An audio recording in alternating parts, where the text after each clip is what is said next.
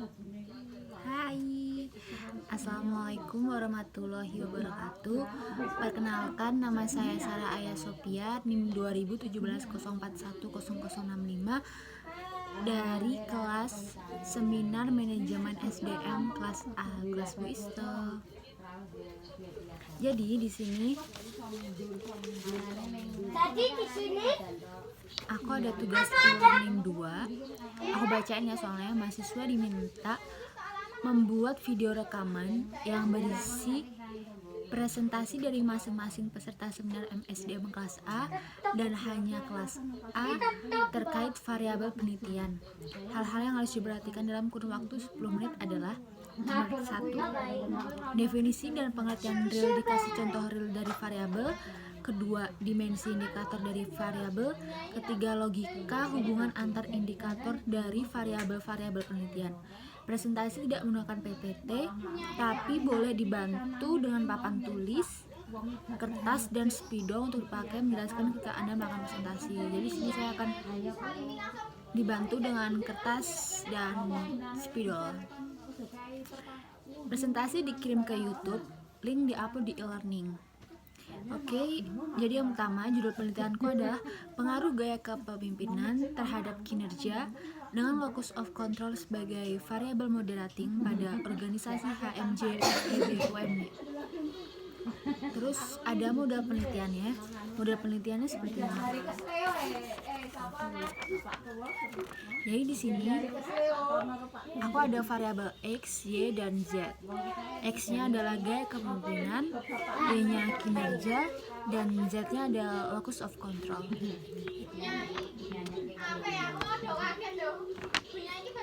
Jadi di sini gaya kepemimpinan berpengaruh positif ke kinerja dan locus of control sebagai variabel moderating memperkuat hubungan antara gaya kepemimpinan terhadap kinerja. Oke. Yang pertama, definisi dan pengertian real dikasih contoh real dari variabel.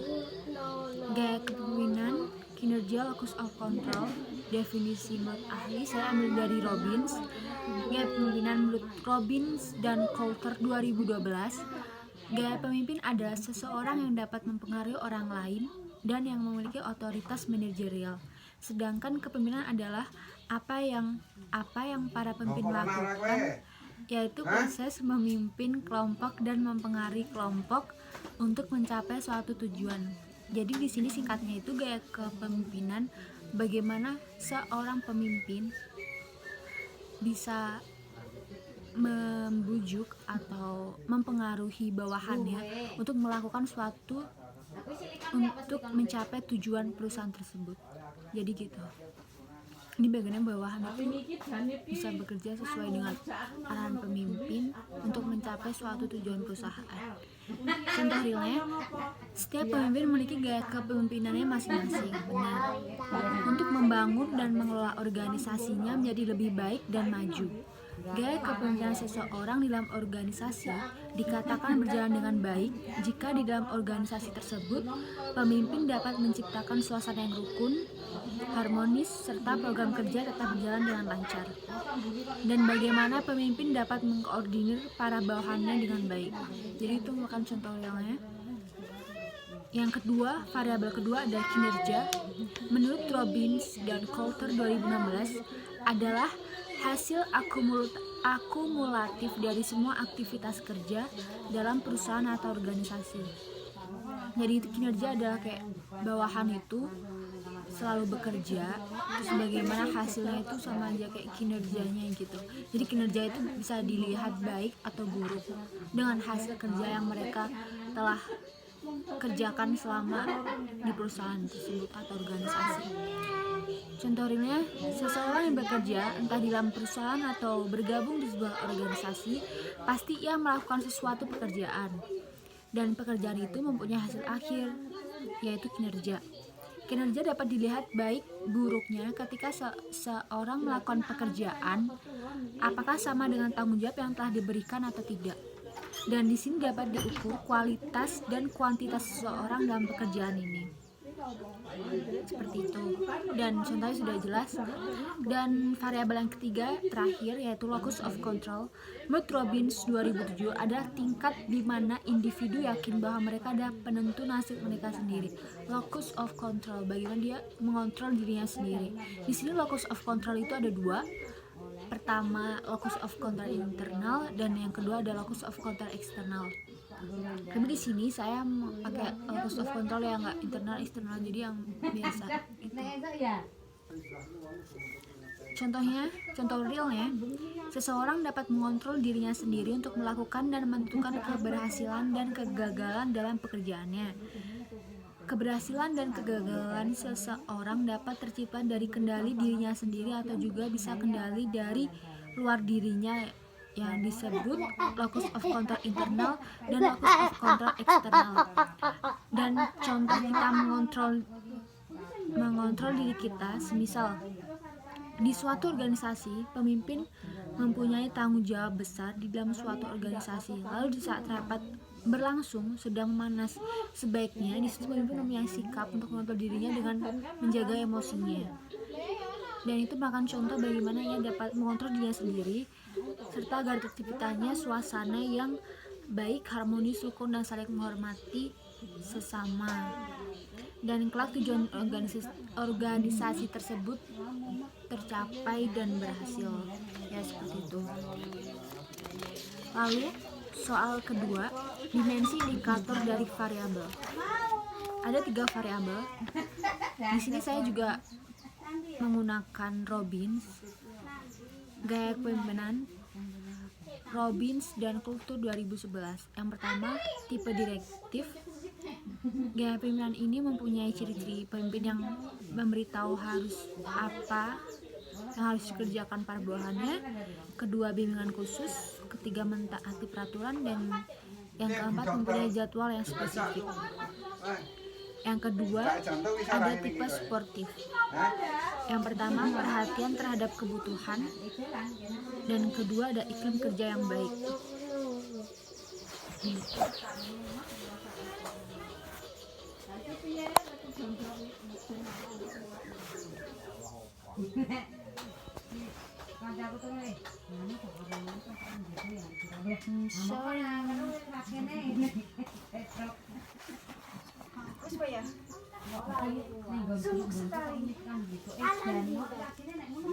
Yang ketiga ada tipe partisipatif. Yang pertama ada konsultasi pengambilan keputusan. Kedua, mempertimbangkan ide dan saran para bawahannya. Yang ketiga, memberikan kebebasan berpendapat para bawahannya. Ya seperti itu. Jadi kayak tipe partisipatif ini gaya kepemimpinan mereka lebih dekat dengan pemimpinnya, bawahan dan pemimpin, karena mereka mempunyai komunikasi yang baik dan mereka mempunyai kebebasan untuk berpendapat, memberikan saran untuk kemajuan perusahaan tersebut. Yang keempat ada tipe berorientasi prestasi. Yang pertama dia menetapkan sasaran menantang. Yang kedua pimpinan yang luar biasa. Lalu kinerja Robbins 2002. Yang pertama ada kuantitas hasil kerja, yaitu jumlah produksi kegiatan yang dihasilkan atau diselesaikan. Dan pengukuran kuantitatif ini melibatkan perhitungan keluaran dari proses atau pelaksanaan kegiatan. Ini berkaitan dengan jumlah keluaran yang dihasilkan. Kuantitas hasil kerja dapat dilihat dari prestasi kerja yang dicapai karyawan dan pencapaian target pekerjaan karyawan tersebut. Yang kedua, kualitas hasil kerja, yaitu mutu yang harus dihasilkan baik atau tidaknya. Pengukuran kualitatif keluaran mencerminkan pengukuran tingkat kepuasan, yaitu seberapa baik penyelesaiannya. Ini berkaitan dengan bentuk keluaran seperti keterampilan, kepuasan pelanggan, ataupun inisiatif. Yang ketiga ada ketepatan waktu, yaitu sesuai tidaknya dengan waktu yang telah direncanakan dalam perusahaan tersebut. Pengukuran ketepatan waktu merupakan jenis khusus dari pengukuran kuantitatif yang menentukan ketepatan waktu penyelesaian suatu kegiatan. Hal ini dapat kita lihat dari tingkat kehadiran karyawan, ketaatan karyawan dalam bekerja. Yang terakhir adalah locus of control, Robbins 2007. Yang pertama, locus of control internal. Yang pertama ada kemampuan kerja, kepribadian, tindakan kerja, dan kepercayaan diri. Dan yang kedua adalah locus of control eksternal yang menentukan pengaruh dari luar. Pertama ada nasib, keberuntungan, kekuasaan atasan, dan lingkungan kerja.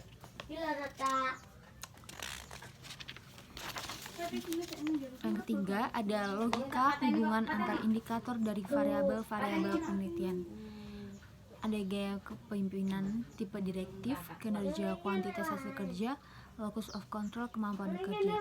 Logikanya, ketika pemimpin mampu menjelaskan dengan baik kepada bawahannya, pemimpin yang sangat mentaati peraturan dan pemimpin yang mengerti harus melakukan apa di dalam perusahaan atau organisasi itu melakukan hal baik dalam organisasi maupun perusahaan. Jika pemimpinnya sudah baik seperti itu, maka suatu bawahan atau karyawan memiliki kemampuan kerja yang baik pula. Dan hasil kerja dari prestasi kerja bawahan dapat tercapai, yang dapat meningkatkan kuantitas hasil kerja organisasi atau perusahaan tersebut.